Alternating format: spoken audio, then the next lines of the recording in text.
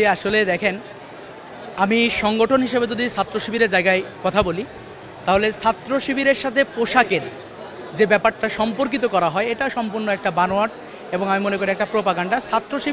ছাত্র শিবিরের জায়গায় কাজ করে, আর পোশাকের স্বাধীনতা সকলের রয়েছে। তারা তাদের নিজস্ব পছন্দ মতো, তাদের নিজস্ব রুচি অনুযায়ী পোশাক পরবে।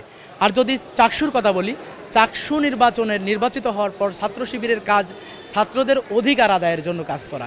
এখানে কে কোন পোশাক পরলো, কে কি করলো, কে রাতে ক্যাম্পাসে ঢুকলো, কে হলগুলোতে কখন যাবে, এটা সম্পূর্ণ তার ব্যক্তিগত বিষয়। আমার মনে হয় এর সাথে ছাত্র সংসদের দূর থেকে দূরতম সামান্য পরিমাণ সম্পর্কও নেই। ইতিমধ্যেই দুটা বিশ্ববিদ্যালয়ে নির্বাচন হয়েছে। ছাত্র শিবিরের প্রতিনিধি যারা আছেন তারা অনেক ভালো করেছেন।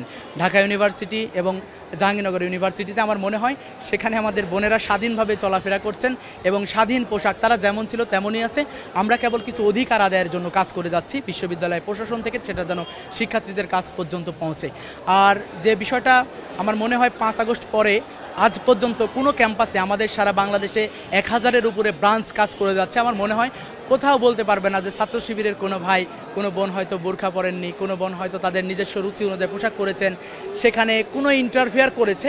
এই ঘটনা সামান্য পরিমাণ কোনো প্রমাণ কারো কাছে আছে বলে আমি মনে করি না। এরকম কোনো ঘটনা বাংলাদেশে ঘটেনি।